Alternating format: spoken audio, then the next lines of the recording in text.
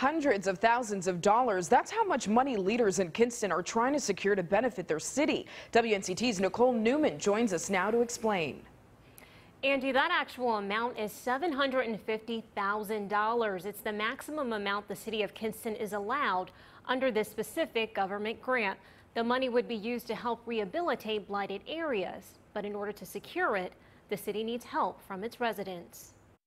Is a grant that comes from CDBG funds, Community Development Block Grant funds, so that's federal dollars. Community Development Planner Tatyana Hyde works in the City of Kinston's Planning Department. One of the department's goals for 2018 is to secure the $750,000 NC Neighborhood Grant.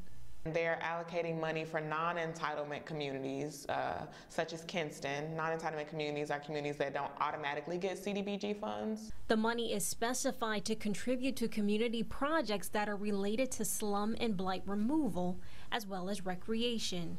To give viewers a better idea of what Hyde is talking about, we visited some of the areas under consideration. The first was on Mitchell Street. This is an example of a home that has been redeveloped and a home that is condemned. And one of the things that was suggested at the last meeting that people would like to see is that they would like to see more homes in Kinston be redeveloped. That example is what's called spot development.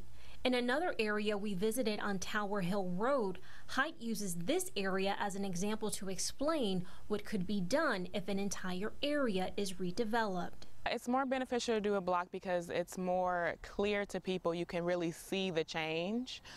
So when you just do spot development, it really doesn't really make as good of an impact. That's more visible. As part of the application process, the city needs the public's input for suggestions on how to spend the money. So there will be a meeting tomorrow at Holloway Community Center, located on 100 North Myrtle Avenue at 6 p.m.